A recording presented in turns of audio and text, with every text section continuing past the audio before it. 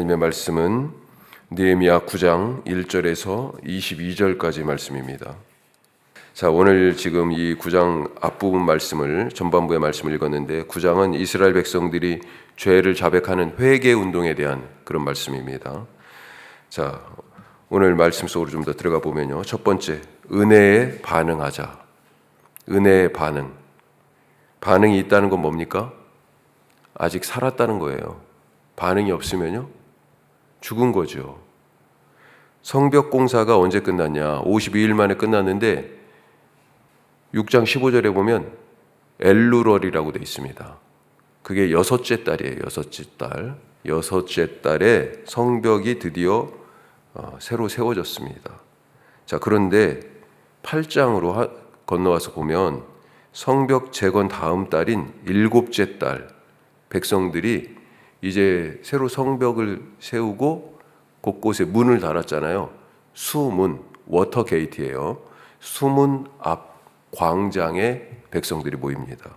자, 그때가 언제냐? 7째 달이에요. 7째 달에. 아마도 성벽이 이제 다 세워졌으니까 소문이 쫙 났을 거 아니에요. 어떤 백성들은 가서 진짜 그 소문이 맞는지 눈으로 확인하고 싶었을 겁니다. 하여튼 백성들이 수문 앞 광장에 성벽이 세워진 바로 다음 달 모였어요. 자, 모인 백성들은 에스라에게 율법책을 읽어달라고 합니다. 그게 어제 8장 말씀이에요. 자, 이렇게 새로 세워진 성벽 앞에서 에스라를 강사로 모시고 말씀 사경회가 지금 열린 거예요. 쉽게 얘기하면. 자, 근데 이때가 언제라고요? 7째 달 초하루 7월 1일입니다. 에스라가 나무 강단에 서서 말씀을 읽었습니다. 율법의 말씀을. 새벽부터 정오까지 말씀 사경회를 열었다. 이렇게 되어 있습니다. 하루로 끝난 것이 아니었을 것 같아요. 자, 그리고 이 말씀의 잔치는 뭘로 이어져요? 초막절을 지키는 율법 준수로 이어집니다. 자, 왜 그랬을까요? 말씀을 읽고 말씀을 딱 들어보니까 지금 자기들이 이 말씀대로 살고 있지 않거든요. 초막절은 무슨 초막절이에요? 지금 지켜본 적이 없어요. 그런데 모세의 율법 말씀을 쭉 듣다 보니까 어이구, 이거 우리가 말씀을 안 지키고 있구나. 자, 그래서 그런 깨달음, 그런 각성이 뭘로 연결됐어요? 아, 지금 7월인데.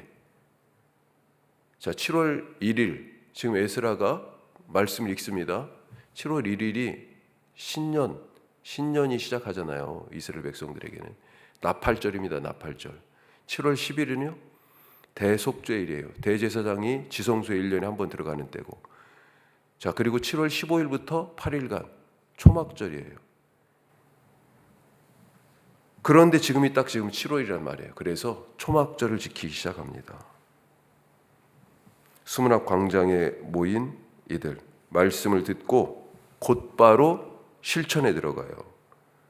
그래서 7월 15일부터 8일간 22일까지 8일간 초막절을 준수하게 되는 거죠.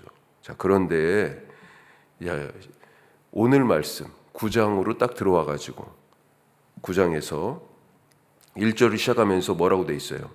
그달 24일 이렇게 돼 있습니다.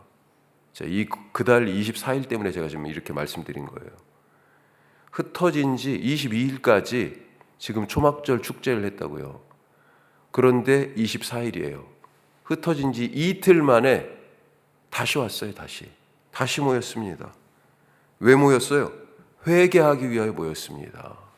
말씀을 들었더니 그 말씀대로 초막절을 지키고 그리고 집에 갔는데 그거 가지고 안 되겠어요. 회개하러 다시 온 거예요. 은혜에 반응한 것입니다.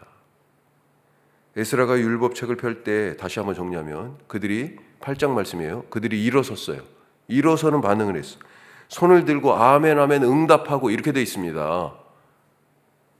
몸을 굽혀 얼굴을 땅에 대고 여호와께 경배했다. 8장 5절 6절 말씀이에요. 이게 에스라가 율법책을 들고 율법책을 딱 펴니까 아직 말씀을 하기도 전에 읽기도 전에 말씀을 듣고는 또 어땠습니까? 말씀 따라 살지 못했구나. 그러면서 지금이 7월인데 초막절인데 초막절을 지킵시다. 초막절을 지켰어요. 여호수아 이후로 지금까지 이런 초막절을 지킨 적이 없다. 8장에 보면 그렇게 써 있습니다. 그리고 오늘 절기도 아니에요. 그로부터 이틀 지났는데 다시 모였습니다. 모일 날도 아니에요. 그런데도 다시 왔어요. 다시 모여서 굵은 베옷을 입고 티끌을 뒤집어 쓰고 금식하며 회개합니다. 반응하지 않는 것은 죽은 거예요. 말씀이 무엇입니까? 창조의 말씀이고 구원의 말씀이고 우리를 인도하시는 말씀이고, 그럼 어떻게 해야 돼요?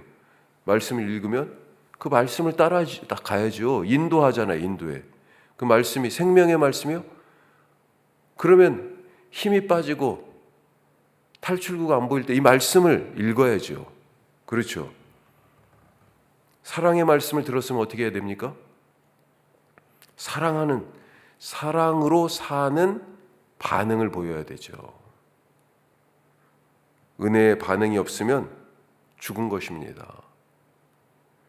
자, 두 번째로 하나님을 송축하라 그랬습니다. 다시 모여가지고 두 가지를 하는 거예요. 하나는 회개를 합니다.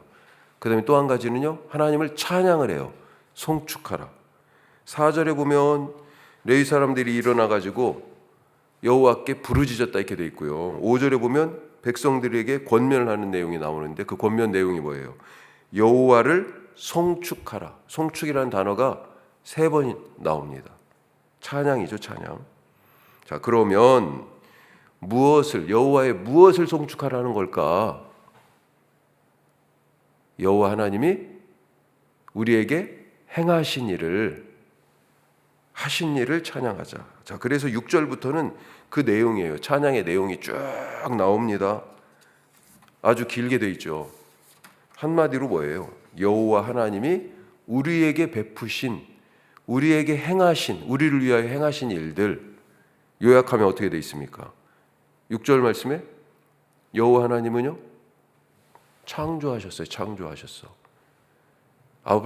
아담이 맨 나중에 창조됐잖아요. 근데 아담 입장에서 볼 때는 어떻습니까? 자기가 창조되기 전에 살 환경이 다 준비가 돼 있어요. 예? 바다와 육지가 구분되어 있고, 하늘에는요 해도 떠 있고 달도 있고, 예. 땅에는 나무들이 다 있고 풀이 있고, 하늘에는 공중에는 새들이 날아다니고, 바다에는 물고기가 있고. 이게 뭐예요? 하나님이 아담을 위하여 미리 준비해 두신 거네요. 창조하신 거네요. 이 세상을 딱 보니까 다 나를 위해 만드신 거예요. 6절 말씀이 그거죠. 6절 말씀이. 그 다음에는요, 아브라함을 택하시고 그에게 약속하시고 그 약속을 이루신 하나님, 그 하나님을 찬양합니다.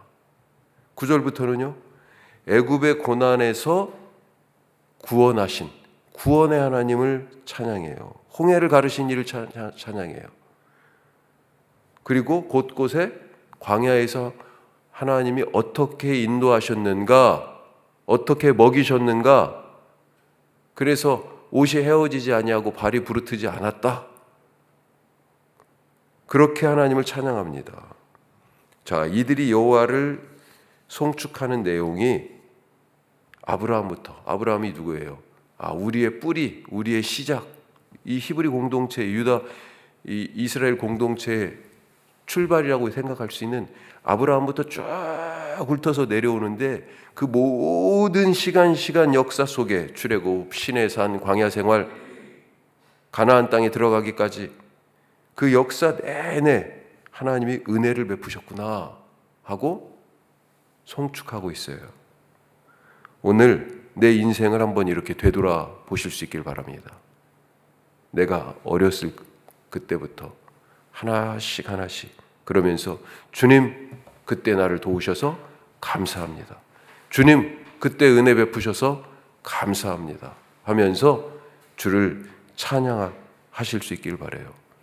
은혜 없던 때가 없었구나 고백하고, 그러니 동시에 어떻게 됩니까? 찬양하지 않을 수밖에 없다. 찬양이 없을 때가 없어야 돼요. 우리 인생이 그렇게 하나님을 찬양하는 것으로 가득 채워지시길 바랍니다. 자, 마지막 세 번째로, 하나님은 배신을 은혜로 덮으신 분이다. 배신을 은혜로 덮었어요.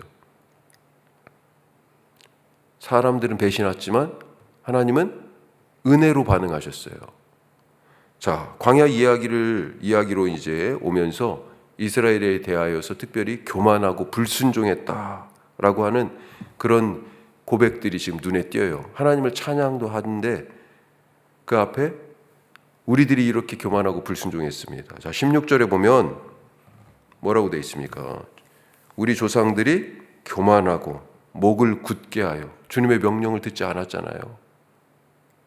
그때의 실수들을 지금 얘기하고 있어요.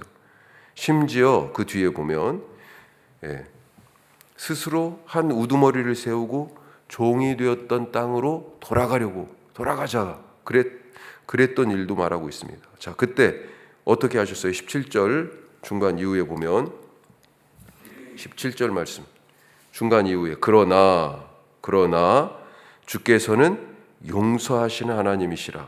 은혜로우시며 긍휼히 여기시며 더디 노하시며 인자가 풍부하시도다.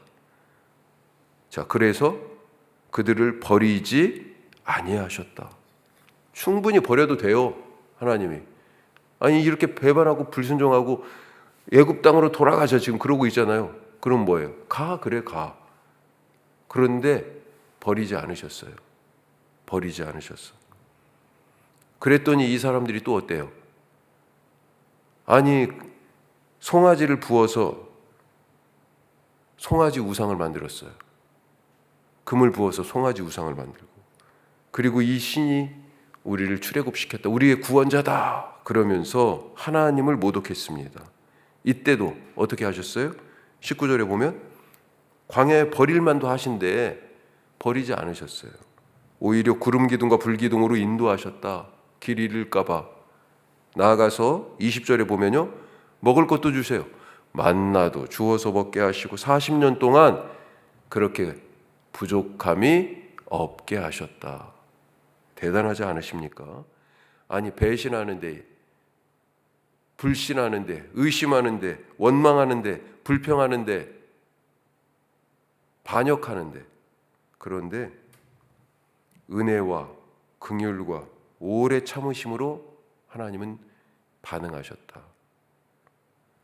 우리의 불신을 당신의 신실함으로 덮으셨습니다. 우리의 배신을 은혜로 덮으셨고요, 우리의 죄악을 사랑으로 덮으셨어요. 우리 보고 그렇게 살라고 지금 말씀하시는 거 아닐까요? 나한테 거짓말하면 어때요? 누군가가 나를 실망시키면요, 나에 대해 불평하고 험담하면 우리는 저 정도는 나도 갚아줘야 돼.